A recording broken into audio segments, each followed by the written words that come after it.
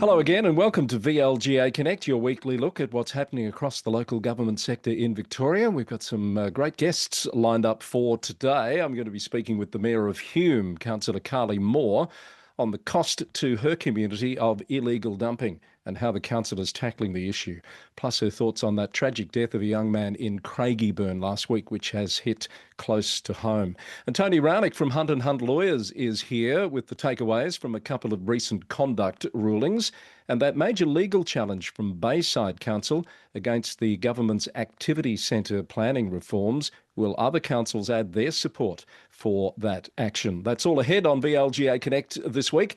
But first up, time to catch up on the latest from Connect News. Well, heading this week's Connect News, detectives have interviewed 7 men as part of an ongoing fraud investigation involving Greater Shepparton City Council and a local business. ABC News reported that the council identified the financial and governance irregularities internally before referring the matter to police.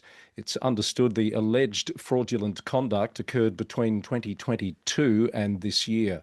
The council has confirmed a small number of council employees are involved in the police inquiry, but it's not in a position to comment further at this time. A Macedon Ranges Shire Council worker has failed in his bid to work from home 4 days a week after the Fair Work Commission ruled that his employer had reasonable business grounds to refuse. The Planning and Building Liaison Officer argued that he experienced work-related fatigue due to his age and needed to share his vehicle with a family member. However, the Commission upheld the Council's position that having experienced staff physically present in the office to foster collaboration and team engagement is a valid business priority. Banyule City Council has announced the resignation of Beale Ward Councillor Elizabeth Neely, effective last week. Councillor Neely had served on the council since 2020 and was the mayor twice during that time. Council has notified the Minister and the VEC and a by-election will be held to fill the vacancy. No reason has been given for Councillor Neely's resignation. Baw Baw Shire Council has launched a parking infringement refund scheme following that administrative error reported a few months ago that led to an over-collection of fines. Motorists who paid penalties for 7 minor parking offences in periods between 2002 and 2010 and 2016 to 2025 may be eligible for a partial refund. The issue arose when the maximum penalty unit was incorrectly applied without the required council resolution. The issue has since been rectified. Northern Grampian Shire Council has voted to withdraw from direct aged care service delivery, transitioning its operations to local providers by next January. It says moving from a block funding model to a fee-for-service model has introduced significant financial risk and compliance challenges. Hindmarsh Shire Council has issued an urgent community notice following reports about the illegal use of glue traps to control pest birds. The council has reminded residents and businesses that the sale and use of glue traps is strictly prohibited in Victoria, carrying significant penalties. Alpine Shire Council has adopted a new surveillance technology policy, bringing its CCTV and body-worn camera rules into one framework. The council says it will strengthen privacy safeguards, create an internal oversight committee, and keep a central register of approved devices. The policy explicitly bans the use of AI and facial recognition technology. The board of the VLGA has announced the resignation of CEO Catherine Arndt, who steps down after almost a decade of service to the organisation and the broader local government sector. The board has acknowledged Catherine's significant contribution to governance, gender equity and councillor support across Victoria. And we note with sadness the passing of Julie Eisenbeis, a widely respected senior local government executive who served the community with distinction, including through her leadership role as chair of the panel of administrators at South Gippsland Shire Council. Our sincere condolences are extended to her family, friends and former colleagues. That's VLGA Connect for this week. For more from across the local government sector in Victoria and beyond, listen to the Local Government News Roundup podcast, sponsored by the VLGA and available wherever you listen to podcasts. Well, illegal dumping is costing Victorian councils millions of dollars a year, and outer growth areas are among the hardest hit. For example, Hume City Council has spent $4.2 million responding to dumping incidents in the last financial year, and infringement notices have risen by more than 70% over 4 years. To unpack that a little bit and to talk about how the council's responding and what sort of help might be needed, I have on the show today the Mayor of Hume, Councillor Carly Moore. Carly, welcome to the show. Thank you. Thanks for having me on the program today. Great to have you here, and congratulations on your mayoralty. How's the year been for you so far? Been a great year. So this is my fourth time serving as the mayor, and certainly the best job that I've ever had. I love getting Yeah. to spend my time in community, see what's happening here, and doing my best to deliver the best outcomes for the community that has always been my home. So another good year so far. Excellent. Kudos to you. Before we get to the illegal dumping, it's been in the headlines recently, the violence that's been happening on the streets, and that incident at Craigieburn sort of hit pretty close to home, I understand. How's the community dealing with this issue from your perspective?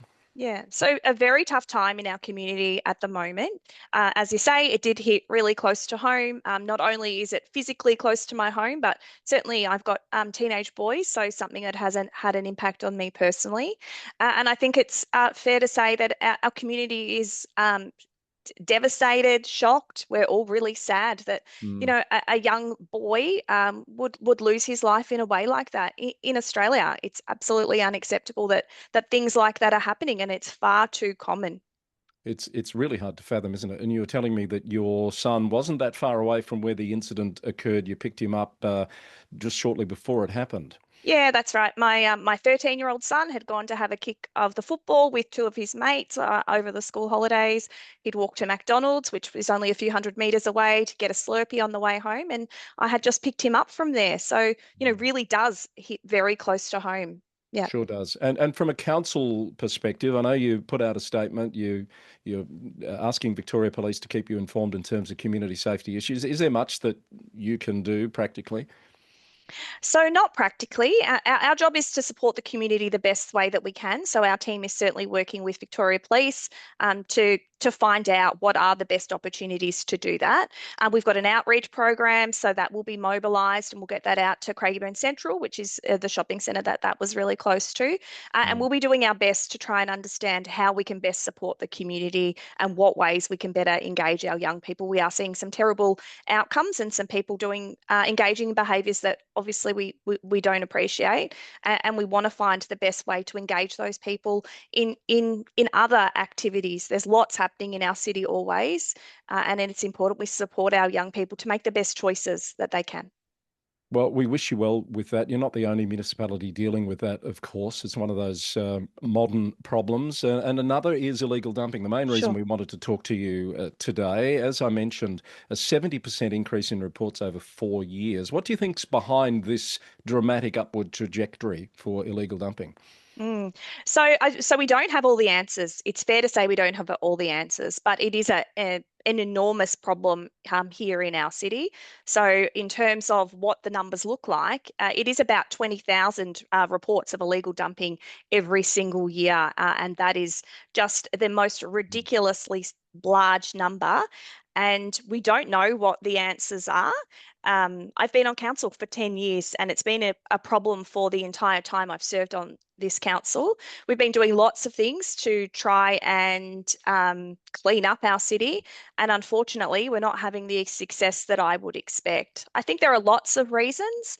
When I first joined council, the focus was very much on education. Uh, and then we increase the offering to try and help our residents dispose of their items in the best way that they can legally. But certainly the focus has now had to shift to enforcement because we're just not seeing the outcomes that we would have expected to see by now.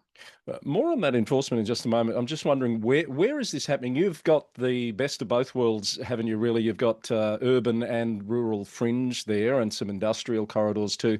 Where are you seeing this happening mostly? Yeah, so that's right. So we've got two different issues, and one is the dumping of household rubbish, And then the second is more so commercial type industrial waste. And because we are a very big city, it's really a problem that we can't control because it's happening in every corner of our community. So we see lots of illegal dumping in some of our rural areas, and that's largely commercial, industrial type waste. And I guess in those instances, that's about convenience and that's also about the cost. Mm.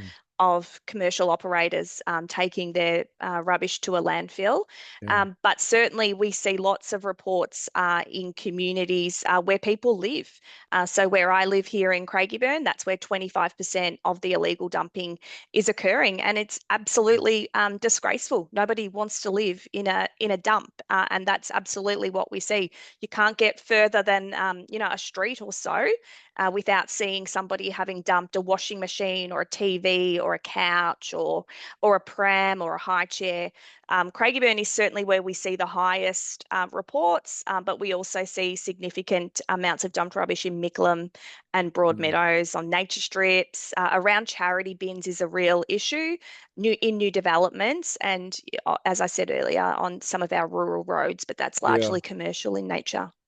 I saw your recent announcement about the enforcement action at the Wildwood Road site, and what struck me there, and you've worked with the EPA on this, the reference to industrial waste and burning and materials suspected to contain asbestos. There's a risk issue here to nearby properties as well, isn't there? Yeah, absolutely. And so my job as the mayor is to advocate for the best outcomes for our community. And we certainly do not want to see commercial industrial waste being disposed of illegally in properties where it has the potential to harm our community. That's absolutely also Yeah. unacceptable. So we will always work with those agencies to stop that behaviour.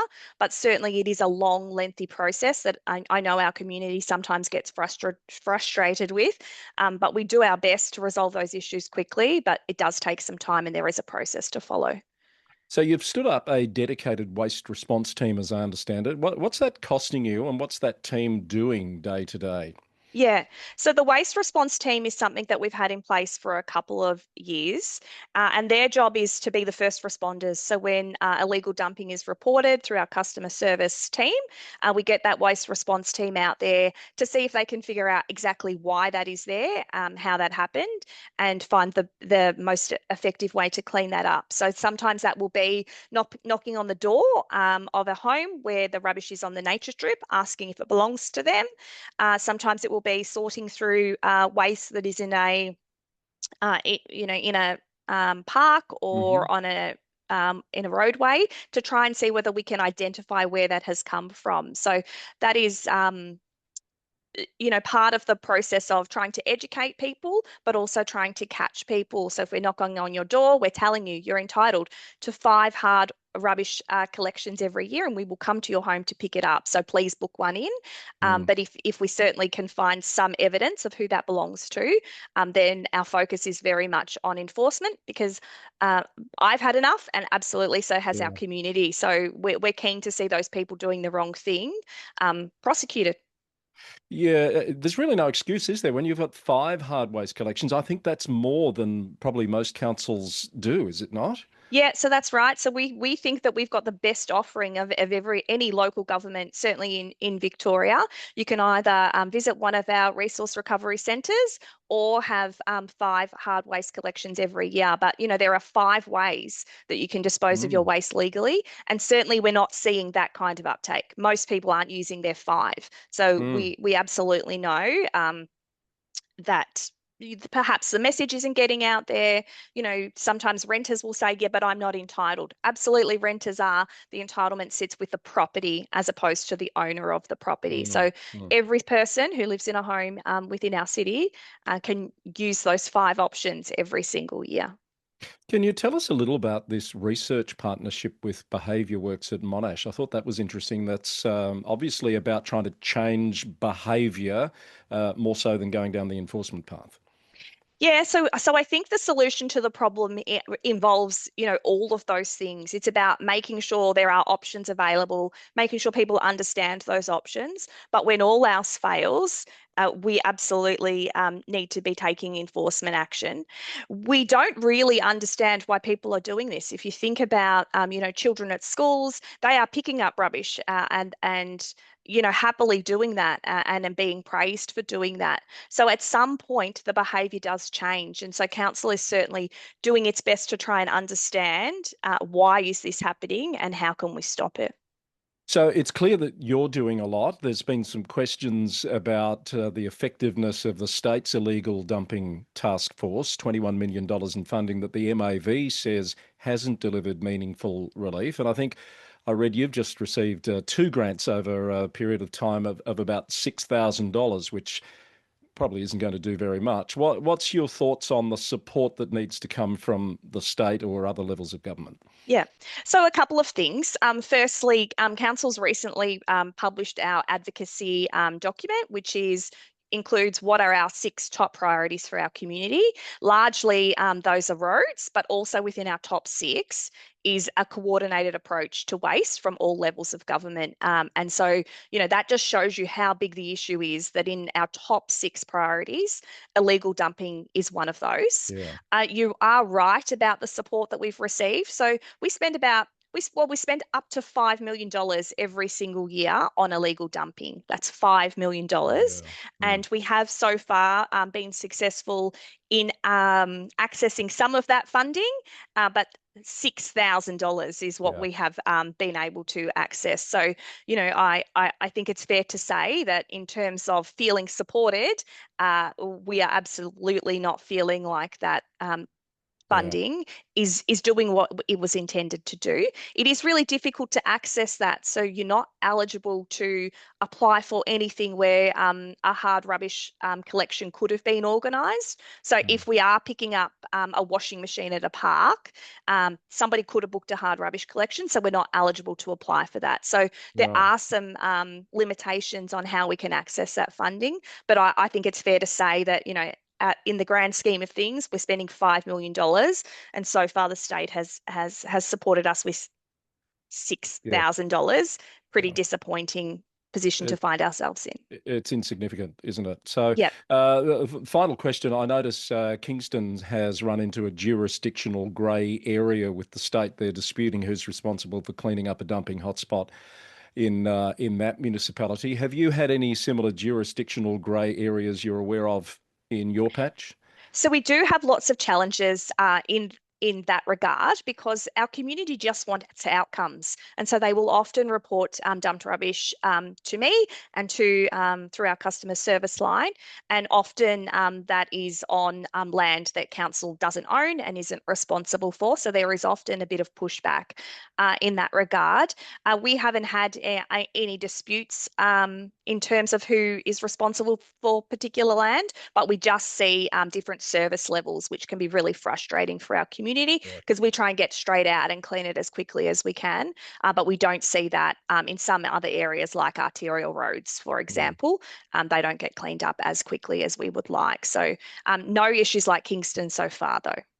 If we had the minister on this session right here for you to talk to, what's your elevator pitch? What's one thing you'd ask them to change immediately that would have an impact on the ground? My elevator pitch would be to come out and to see what's happening in our community, that we don't deserve to live like this, nobody does, and that we need their support. We need a coordinated approach, and we really want to have a conversation about how we can support them and how we can work together to find a solution to what is a big problem in our community. Councillor Moore, thank you for coming on VLGA Connect to unpack all of that with us. It is a wicked problem. Many other councils dealing with the same thing. Thank you for spelling that out for us today and for the work that your council is doing on the ground. My pleasure. Thank you. Councillor Carly Moore, the Mayor of Hume City Council, with us on VLGA Connect.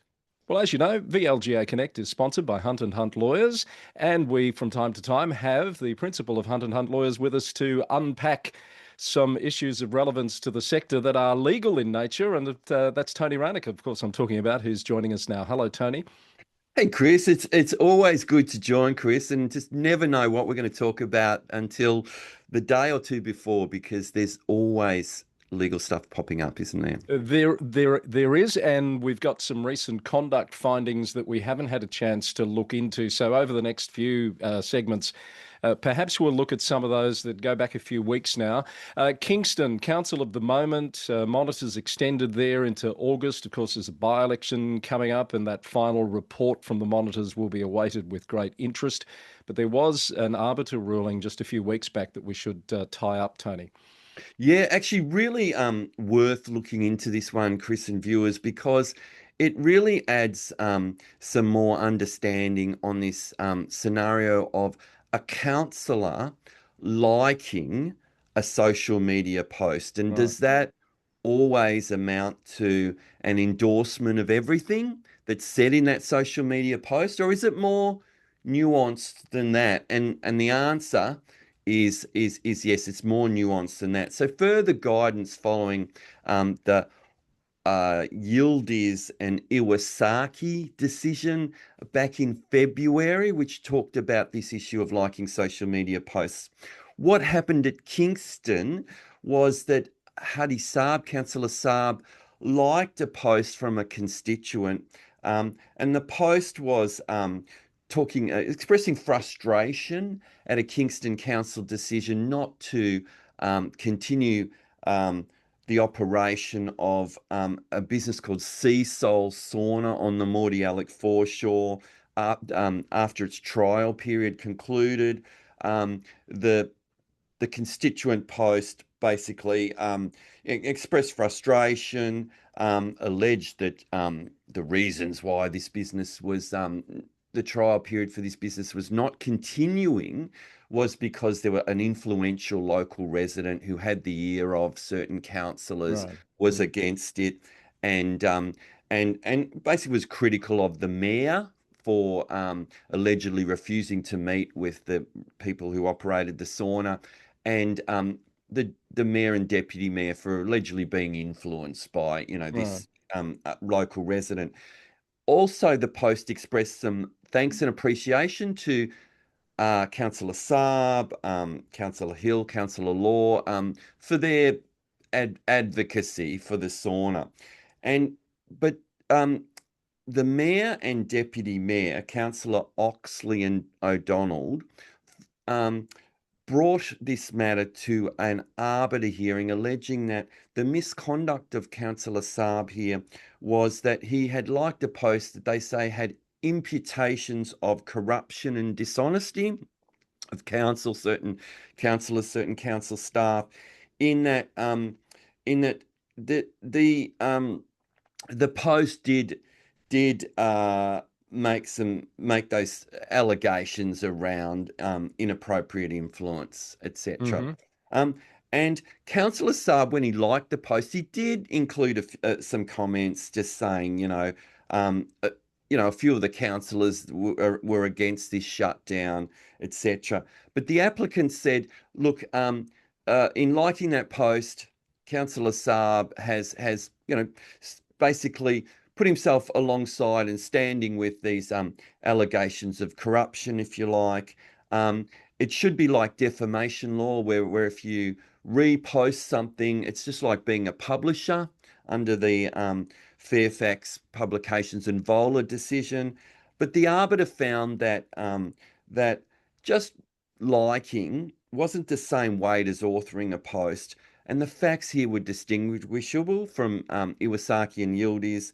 Um, Councillor Saab, in liking this post, presumably the arbiter found was presumably liking the thanks and appreciation, the thrust of the post in terms of signalling his own support for those frustrations of the constituents. So the takeaway for this is that be very careful, councillors, in liking a post on social media that your liking has it has a link to some element in that post that relates to you or is something positive. Be very careful if the post contains sort of nefarious allegations, but it won't always be the case that liking means you're endorsing everything in the post. Now, Yeah. unfortunately, this probably makes this more complicated for councillors than it was before.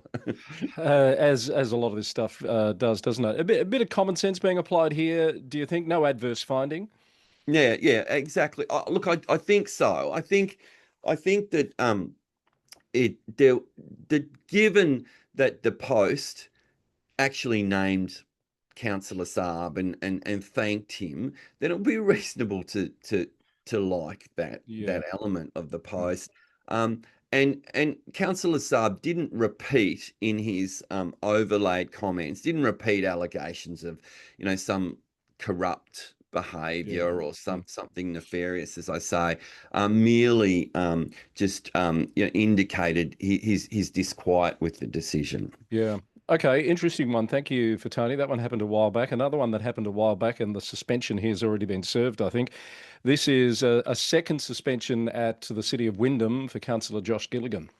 Yeah, keeps getting in trouble there with the code of conduct, it would seem. But again, worth looking at this one. I felt this was a decision in mid-June. And a decision that where Councillor Gilligan, second time in 4 months that he's suspended, but this time a 2-week suspension, which, as you say, by the time we go to air, he's probably served that.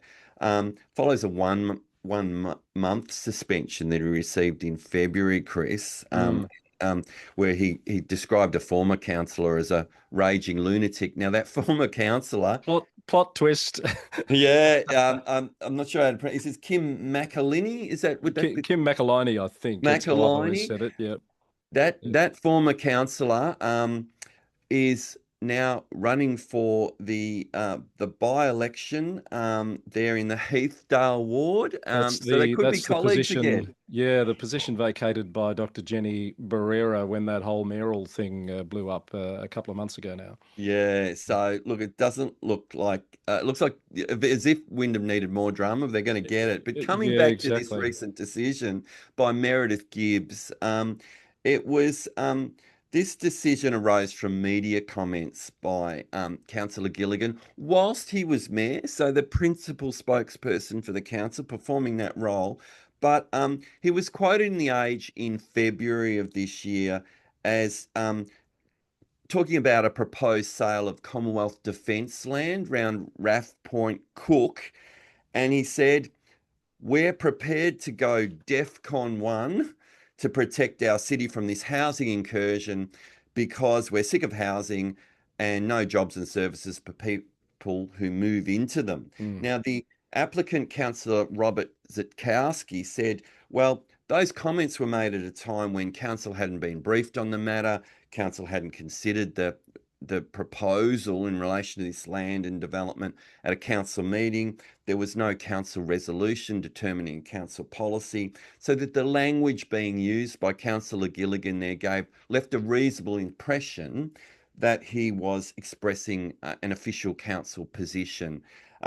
Councillor Gilligan also then responded to Councillor Zatkowski's commentary by sending an email saying, "The cheek of you." Oh, yeah.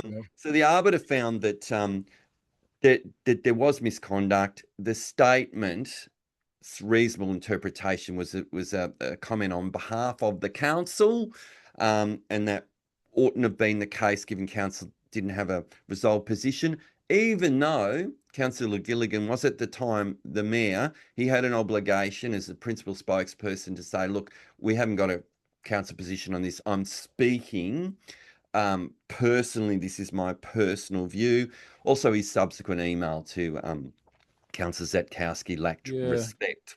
Tony, these conventions that are in place across pretty much all councils, where the mayor's the principal spokesperson, they speak on behalf of the council in terms of the formal position it's reached. Councillors respect that. They, meant to declare their personal views when they're speaking publicly.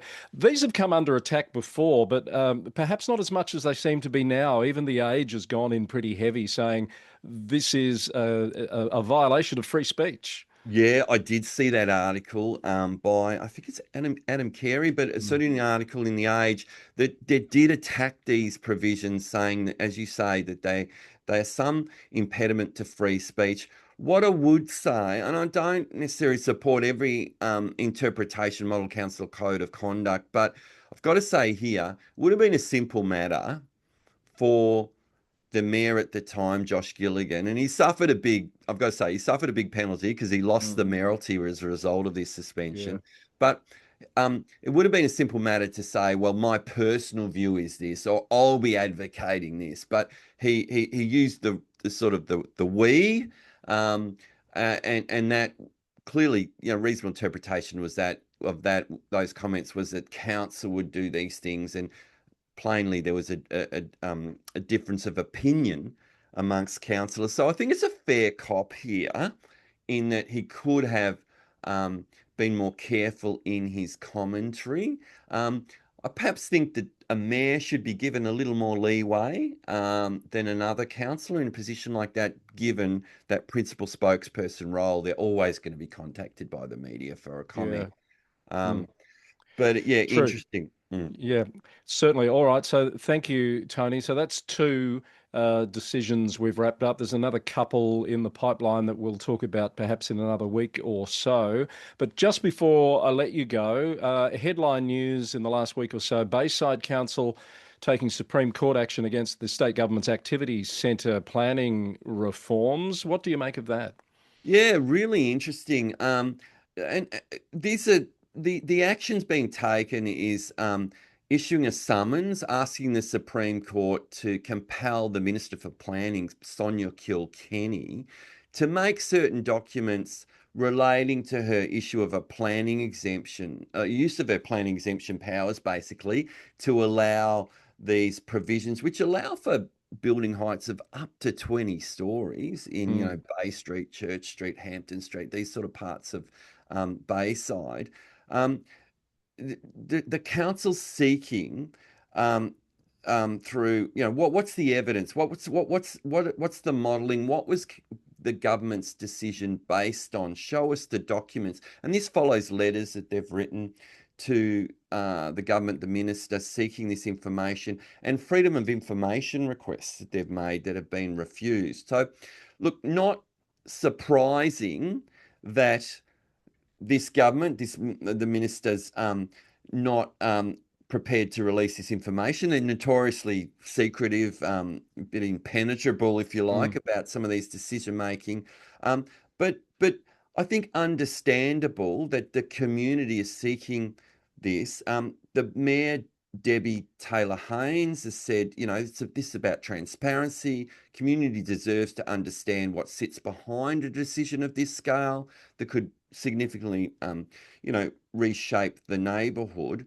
So I think it's a reasonable approach. I think it could be a precursor to ultimately a challenge to the whole activity centre's decisions, because if the documents are released, the council takes the position that the documents didn't reasonably or ought not have reasonably led to such a decision, they might challenge the absolute decision.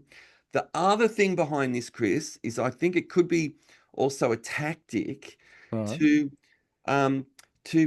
to prevent or discourage developer movement towards commencing developments, planning applications, planning approvals prior to the state election. So thinking maybe that something could change if there's a change of government. Yeah, well, we do know that that certainly the state opposition have made some comments about winding back some of this activity centre planning changes. So it could well be designed to discourage developers from doing that, knowing that there's a legal challenge on, although it could actually have the opposite effect, Chris, and have developers expedite their plans to get ahead of that it could legal backfire, challenge. But I I've got to say, I've got some sympathy for the council. I agree with Councillor Robert Ehrlich, who said, could all have been avoided if the government just released the modelling and the advice that they based their decision upon. I noticed Stonington said they've had some queries from residents about whether they'll join the proceedings. That can't happen because the proceedings are already underway, as I Mm. understand it.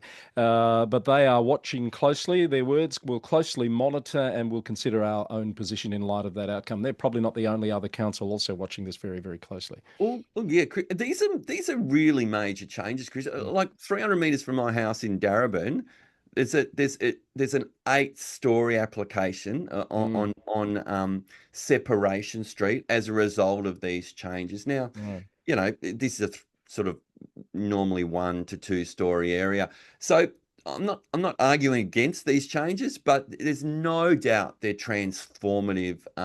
There's no turning back for some of these communities once these developments occur. It really Very true. changes the character of the neighbourhood.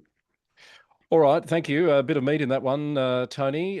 Great to get your perspective as always. Lots more to come. We'll have you back in the next week or so to talk more conduct rulings. But in the meantime, thanks for coming on VLGA Connect. Always a pleasure, Chris. Tony Raunic from Hunt and Hunt Lawyers.